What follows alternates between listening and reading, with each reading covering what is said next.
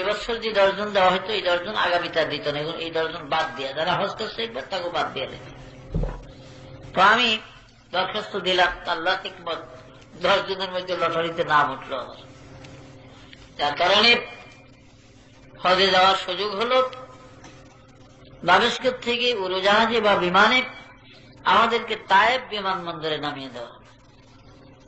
মক্কা শরীফ দেখার আগে আল্লাহ তায়েব দেখার সুযোগ আগে দিয়েছিলেন, পরে দেখছি মক্কা। তো আমাদের সাথে আরো কয়েকজন লোক ছিলেন, আলেম ছিলেন। আফগানিস্তানের একজন আলেম ছিলেন মাওলানা ওবায়দুল আনোয়ার আফগানি, ভারতের 2 জন আলেম ছিল, আর আমাদের চাঁদপুর জেলার কচুয়া থানা এলাকা রহিমানগরের মাওলানা লুৎফুর রহমান আমাদের সাথে ছিলেন। তো আমাদের সকলের পক্ষ থেকে ওবায়দুল আনোয়ার আফগানি, উনি আফগানিস্তানে একটা কামিল মাদ্রাসার বুখারীর ওস্তাদ ছিলেন, খুব ভালো আলেম ছিলেন। তানাকে দেওয়া হলো আমাদের তরফ থেকে।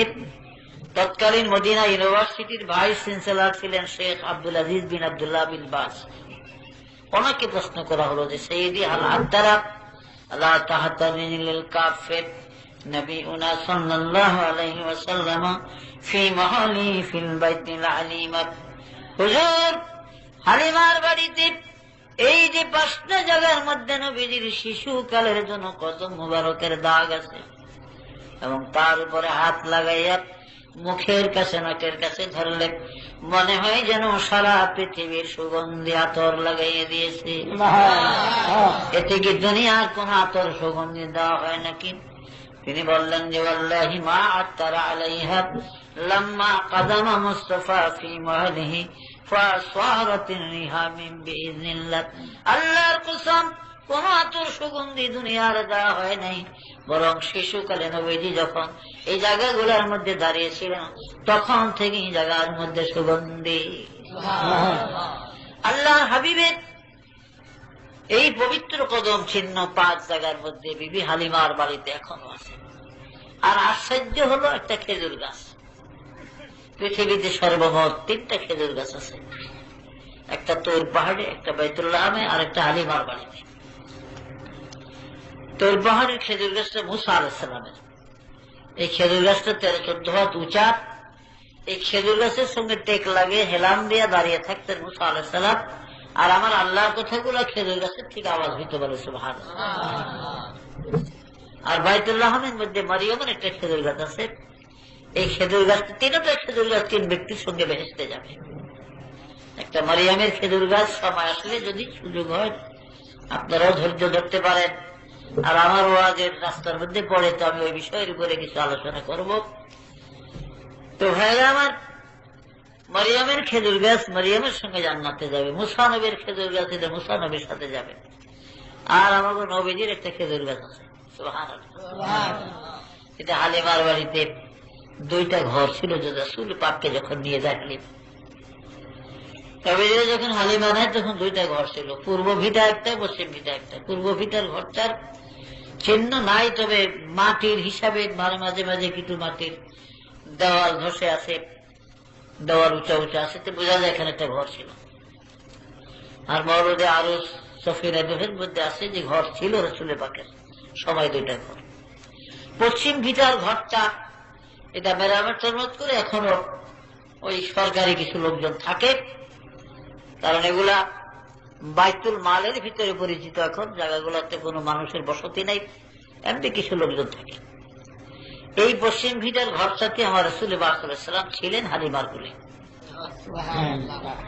ভাইরা আমার, বিবি হালিমা বলেন প্রতিদিন ভোর থেকে সন্ধ্যার পূর্ব পর্যন্ত অন্তত বেলা দ্বীপ প্রহরের আগে আমি যদি কোনদিন মুহাম্মদ সাল্লাল্লাহু আলাইহি ওয়াসাল্লামকে কোলে না নিতাম, তাইলে আমার বাড়ির মধ্যে কোনো না কোনো একটা দুর্ঘটনা ঘটত।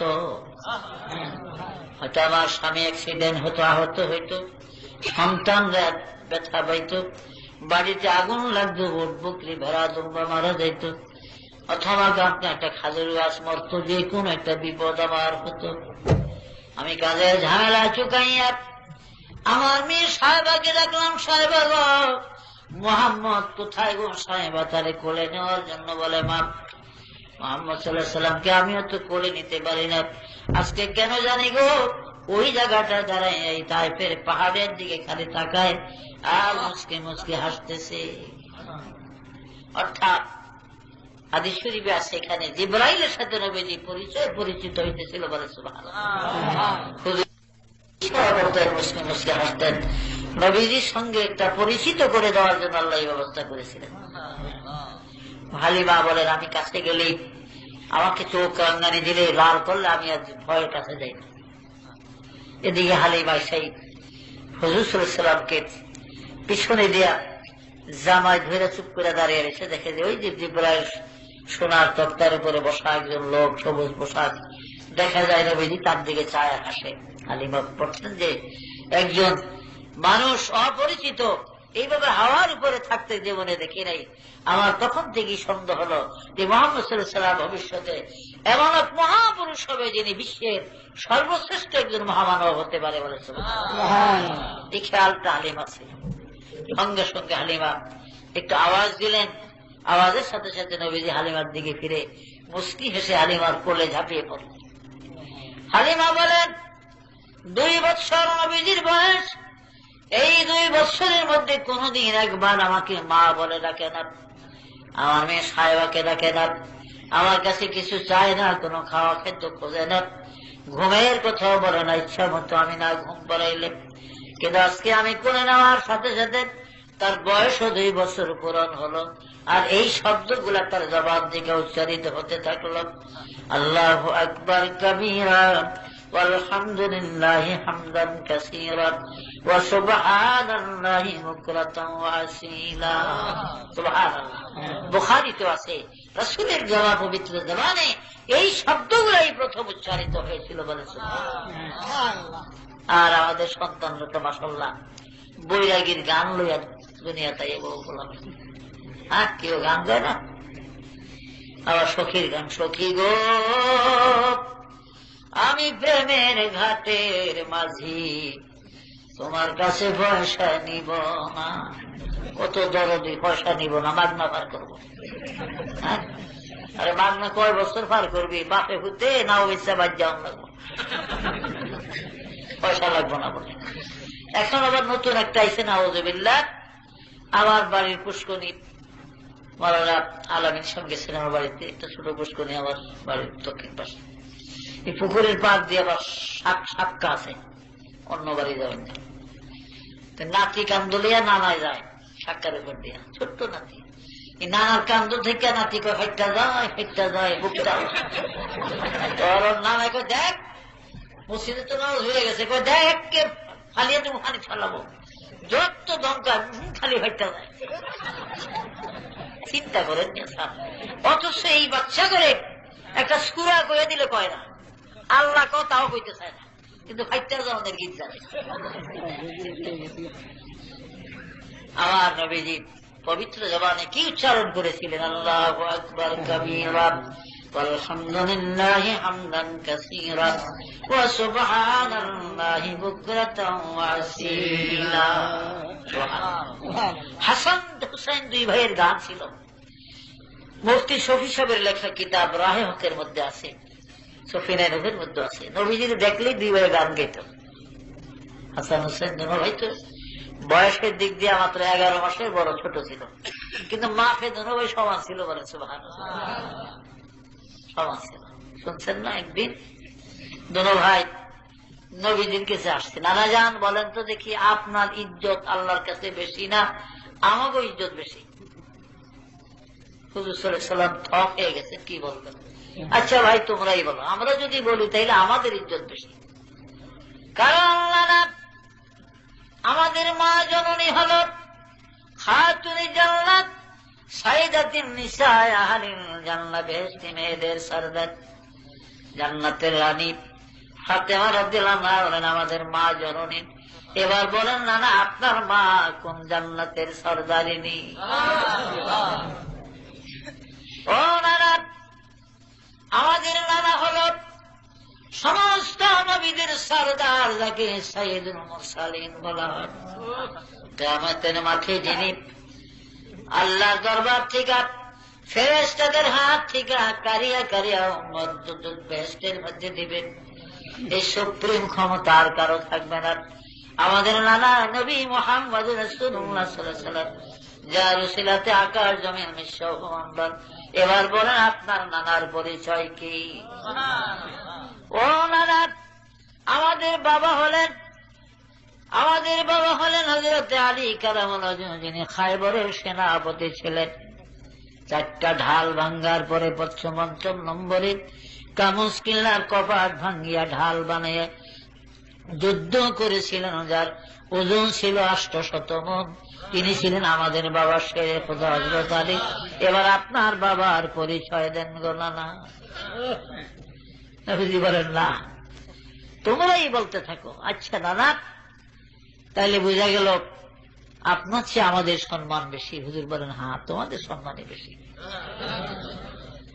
আচ্ছা নানা, আমাদের 2 ভাইয়ের মধ্যে কার মর্যাদা বেশি? হুজুর পড়লেন আরেক বিপদে।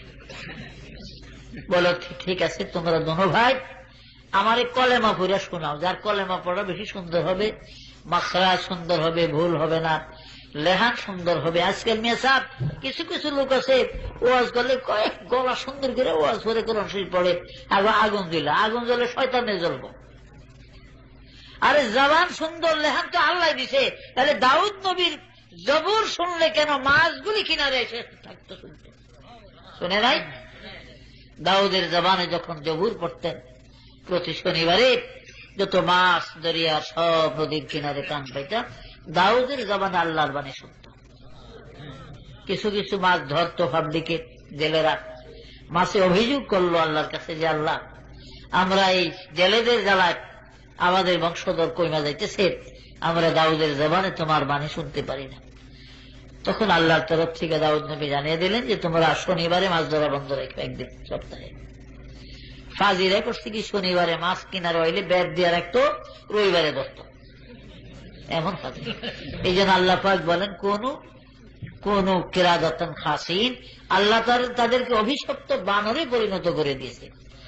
দাউদ নবীর একদল উম্মত কিন্তু বান্দর হয়ে গেছিল। বান্দরে 3 দিন তারা বেঁচে ছিল, পরে মারা গেছে 3 সবগুলি। তো জবান তো আল্লাহ দিছে। হাসরের মাঠে এখানে মধ্যের থেকে কথা বলি, আল্লাহ পাক যখন হিসাব কিতাব হয়ে যাবে, বেহেশতিরা বেহেশত, দুজকিরা দুজক, আর বেজাল নাই, বেজাল শেষ। हिसाब के बाद फिर तुम्हारा ठिकाना दी जाएगा, किसी को दोज़ख किसी को जन्नत जाए ठिकाना मिलेगा। যার যার আমল হিসাবে তার ঠিকানা শেষ হয়ে যাবে। বেহেশতিরা বেহেশতে, দুজকিরা দুজকে থাকবে। তো আল্লাহ পাক বেহেশত দুজককে পাশাপাশি করবেন। পাশাপাশি করবেন 2টা কারণে। একটা হলো আল্লাহর ইচ্ছা আছে, একটা কিছু করবেন। 2 নম্বর হলো দুজকিরাও দেখুক যে বেহেশতিরা কি শান্তি আছে, আর বেহেশতিরা দেখুক যে দুজকিরা কি অশান্তিতে আছে। তো দুজকের থেকে বাপে ফোলারের দিকে চিনব। বাপে খালি দিন বইরা ঘুমাইছে, রাত তাস খেলাইছে, জুয়া খেলাইছে, নামাজ পড়ে না, কিন্তু ফোলার 5 ওয়াক্ত নামাজ পড়ছে, ইবাদত করছে, আছে না এরকম? তখন বাপে কইব, ফোলা রে আমি তো তোরে চিনি রে বাবা। ওয়ানাদা সাহাবুন নারি আনা সাহাবাল জান্নাহ আনা আফিদু আলাইনা মিনাল মা। তোর হাতে কাউসারের পেয়ালা দেখা যায়, পানি, একটু পানি দে বাবারা। বাপে বলবে কেঁদে কেঁদে, তুমি যে ছেলে আমি চিনি, পিপাসায় মোর প্রাণ যায়, পানি দাও বাঁচাও হে প্রাণ। বলবে না বেহেশতি ছেলে, শোনো গো বাবা যান, এই বেহেশতের কাউসারের পানি দোজখির উপর হারাম। আল্লাহ এই বেহেশতের কাউসার দোজখিদের জন্য হারাম করে দিয়েছে। এটা দুনিয়া নয়, এটা পরকাল। তো বেহেশত দুজক পাশাপাশি আসবে। একটু দূরে শরীফ পড়েন, আল্লাহুম্মা সাল্লি আলা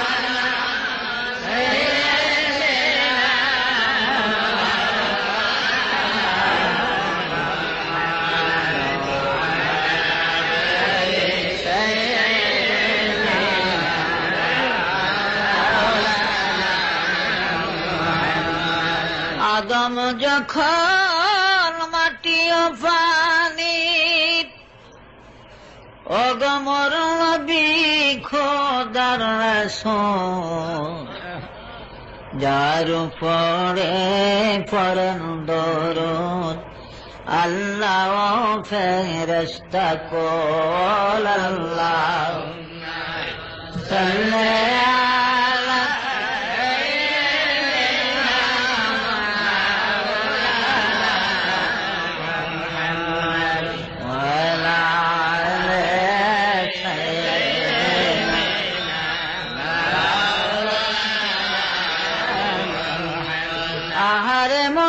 মদিনাবাসী ধন্যা তোদের জীবন তোদের মাঝে শুয়ে আছেন দোজাহানের মহাজন আল্লাহুম্মা সাল্লি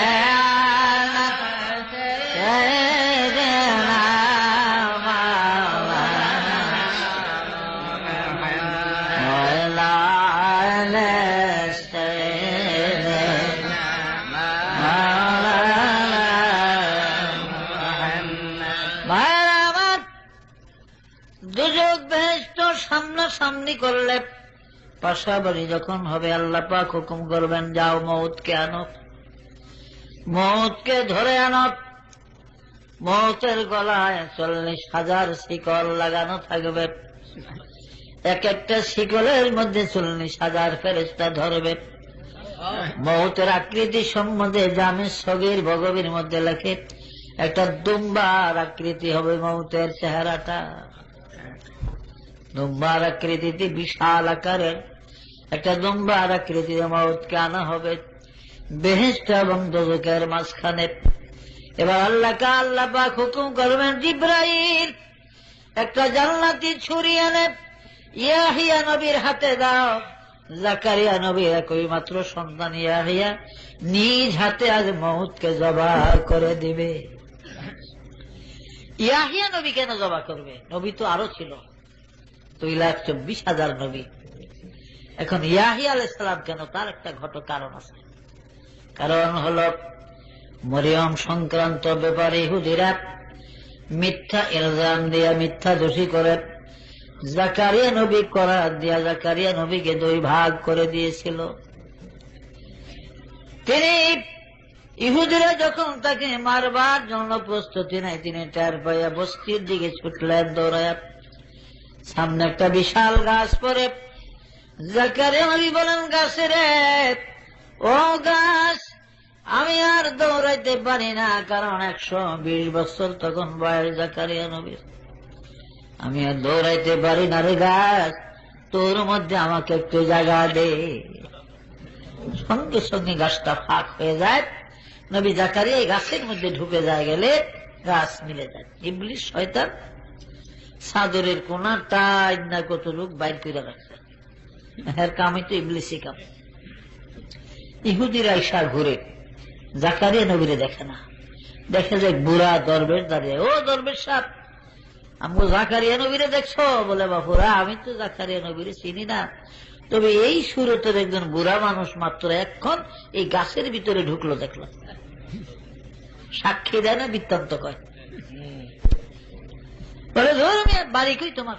গাছের মধ্যে মানুষ যায় কেমবে? বলে, যায় কেমবে কি, জাদু মন্ত্র জানে নাকি? তার তো জানি না, তবে এই দেখুন এই যে চাদরের কোন একটা নিতে পারে না, চাদর রেখে ইহুদিরা চিনছে। পাতালে গাছ কাইটা এবার করাত লাগিয়ে দিছে, ক্যাশ ক্যাশ করে করাত আস্তে আস্তে নবীর মাথার তালু বরাবর যখন আসে, জাকারিয়া নবী একটা চিৎকার দিলেন, আল্লাহ, মরিয়মের ব্যাপারে আমি যে নির্দোষ, আমি যে মাসুম বেগুনা, তুমি তো জানো আল্লাহ। আজ ইহুদিরা মিথ্যা ইলজাম দেয়া মিথ্যা দোষী করে আমাকে করাতে ছিনিয়া 2 ভাগ করে দিতেছে। আল্লাহ রাব্বুল আলামিন ডাক দিলেন, জাকারিয়া রে, রে জাকারিয়া, তুমি যখন দৌড়াইতে ছিলা রে জাকারিয়া, আমি আল্লাহ আমার কুদরতি পাওগুলা তোমার পায়ের সঙ্গে লাগাইয়া দিয়েছিলাম। কিয়ামত পর্যন্ত যদি দৌড়াইতা ইহুদিরা তোমাকে ধরতে পারত না। কিন্তু জাকারিয়া রে, গাছের কাছে কেন আশ্রয় চাইলা? আমি মাবুদ কি ছিলাম না রে জাকারিয়া? কাজেই জাকারিয়া রে, একবার হু শব্দ যদি করো, নবীর দপ্তর হইতে নাম কাটা যাবে। খামোশ হয়ে গেলেন তিনি, দুই ভাগ হয়ে গেল। ভাইয়েরা আমার, তাফসিরে জাবিরির মধ্যে আছে, কুতুবের মধ্যে বিশেষ করে তাফসিরে মাজেদের মধ্যে আছে, এইভাবে করারটা চলেছিল, এইভাবে চলেছিল, অর্থাৎ পিঠের অংশ একদিক, বুকের অংশ একদিক হয়ে গিয়েছিল। গাছের দুই অংশের সাথে দুই ভাগ হয়ে দুই দিক ঢুলে পড়ে। তখন ইয়াহিয়া নবীর বয়স মাত্র ছিল 30 বছর। কারণ জাকারিয়া নবীর 90 বছর বয়সের কালে ইয়াহিয়ার জন্ম হয়েছিল। ইয়াহিয়ার বয়স মাত্র এখন 30 বছর। চিৎকার দিতে দিতে ইয়াহিয়া আসিয়া বাবার লাশের দুই খণ্ড দুই কান্দে উঠায়া রইলেন, আর কান্দে রে, ও জেরুজালেমের কাফের বেঈমান ইহুদিরা কি করলি রে? মরিয়মের ব্যাপারে বিনা দোষে আমার বাবারে করাত দেয়া দুই ভাগ করে দিলি, আমারে চিরয়তীম বানাইয়া দিলি। আমি আর এই পৃথিবীতে বাবা বলে কাকে ডাকবো? আমার বাবাকে তোরা করাত দিয়া ফানালি। কসম আল্লাহর, এই বাইতুল মুকাদ্দাসের জমিনে যদিও 70,000 নবীদের কবর আছে, কিন্তু আমার বাবা জাকারিয়াকে আমি কবর দেব না। এই মনের দুঃখে ইয়াহিয়া নবী জাকারিয়ার লাশের দুই খণ্ড দুই কান্দে লইয়া একটা দৌড় দিলেন দামেস্কের দিকে। সুদূর বাইতুল মুকাদ্দাস থেকে বাবারা 600 মাইল রাস্তা দামেস্ক। জাকারিয়া নবীর লাশ কান্দে লইয়া ইয়াহিয়া দৌড়াইয়া দামেস্ক চলে যায়। রাস্তায় বিশ্রাম পর্যন্ত করে নাই। দামেস্ক জেনারেল শহরে বনু উমাইয়াদের মসজিদ আছে। এই উমাইয়াদের মসজিদের পূর্ব কিনারে হযরত ইয়াহিয়া তার বাবা জাকারিয়াকে কবর দেয়। আজও আছে বাবা পাশে নবী ইয়াহিয়ার কবরও আছে। আমি গুনাহগার, অনেকবার জিয়ারতের তৌফিক আল্লাহ দিয়েছিল। 46 হাত লম্বা কবরটা জাকারিয়া নবীর, এবং 51 হাত লম্বা কবর ইয়াহিয়া আলাইহিস সালামের। এই দুইজনের কবর বাপ বেটার এই দামেস্কের মধ্যে, এখানে তাদের কবর। তো ইয়াহিয়া আলাইহিস সালামের সময় এক জালিম বাদশা ছিল এই জেরুজালেমে। এই জালিম বাদশার এক ভাতিজি, আপন ভাইয়ের মেয়ে, খুব রূপসী ছিল। সে আশেক হয় ভাতিজিকে বিবাহ করার জন্য, বলেন নাউজুবিল্লাহ। ফতুয়া ছাড়া তো আর পারে না, দেন না, অনেকে তাল বেতালে বউ তালাক দেয়। নিলে বড় আলেমদের কাছে গেলে কয় না, এটা হয়ে গেছে গে, তুই কুট্টি না মুন্সি বিছরাই, ছোট্ট খাট্ট মুন্সি, ওই রাহে নাজাত মকসুদুল মুমিনিন ভরিয়া ফতুয়া হিকছে, হ্যাগরে বিছরাই, হ্যাগো কাছে যায়। তো হেরা মনে করছি এটাই তো বড় কিতাব, বুঝলেন না। ব্যাঙ্গে বলে কুয়ার মধ্যে ঘুরে, আল্লাহ বিরাট সমুদ্রের মধ্যে আইছে। তো বেতালে যে তালাক দিতে হের কাম হইল ফতুয়ার। ফতুয়া একটা লইতে পারে বেশ দোষ মুরবির গারো চাপবো, আবার কাম শেষ করেনি আমার মেয়ে সাহেব। তুই জালিম বাদশাহ ইয়াহিয়া নবীর ধরলো, ইয়াহিয়া তুমি তো পয়গম্বর জাকারিয়া নবীর ছেলে, কাজে তুমিও নবী, আমার একটা ফতুয়া করে দাও। কি ফতুয়া? যে রাজা বাদশাদের জন্য ভাইয়ের মেয়ে বিবাহ জায়েজ আছে, এমন একটা ফতুয়া লিখে তোমার একটা দস্তখত দাও, তাইলে আর কেউ কিছু কইব না। ইয়াহিয়া আলাইহিস সালাম বলেন যে ভাইয়ের মেয়ে তো জায়েজ নাই শরীয়তে বিবাহ করা, পরে আমি একটু জানি, তুমি একটা ফতুয়া আমার নামে করে দাও। কোনদিন হবে না, আমি নাজায়েজ ফতুয়া লিখতে পারবো না। জালিম বাদশা বলেন ইয়াহিয়ারে লিখে দাও, যদি না দাও তোমার বাবার মৃত্যু যেই পথে হয়েছে তোমার মৃত্যু সেভাবে হবে। ইয়াহিয়া আলাইহিস সালাম বলে, জালেমরা, মৃত্যুর ভয় তুমি আমাকে দেখিও না, আমি পয়গম্বর। রে যারে এখনো বলি ভাইয়ের মেয়ে বিবাহ জায়েজ নাই, আমি কবরে গেল চিরদিন বলবো ভাইয়ের মেয়ে বিবাহ জায়েজ নাই। এই নাজায়েজ ফতোয়া ইয়াহিয়া কোনদিন দিবা না। জালিম বাদশা তখন গুসা হইয়া এমন জোরে ইয়াহিয়া নবীর গর্দানে তলোয়ার মারে, গলাটা কাটিয়া কয়েক গজ দূরে যায় ছিটকায়া পড়ে, আর কল্লাটা জমিনে নাচতে থাকে। আর আওয়াজ আসে, ওরে জালে মাগো বলছি তোরে এখনো বলি কিয়ামত পর্যন্ত বলবো, ভাইয়ের মেয়েকে শরীয়তে বিবাহ জায়েজ নাই। আজও দামেস্ক গেলে অনেক আল্লাহর বান্দারা, আল্লাহর মাহবুব বান্দারা আজও শুনতে পাই ইয়াহিয়ার কবরে ওই আওয়াজ।